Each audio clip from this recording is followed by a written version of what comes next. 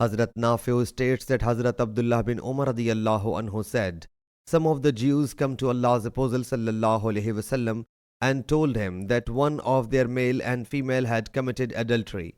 Allah's Apostle sallallahu alaihi wasallam thereupon said to them, what command do you find about it in Torah, Old Testament?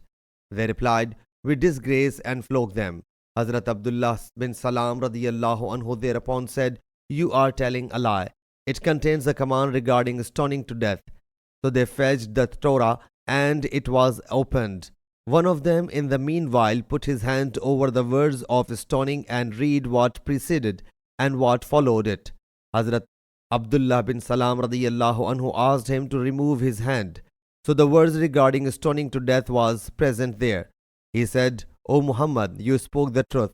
It contains the words of stoning to death. So they both were stoned to death at the behest of Allah's Apostle sallallahu alaihi wasallam. I saw that man stopping over that woman in order to protect that woman from stones. Sahih Bukhari Hadith number 6841.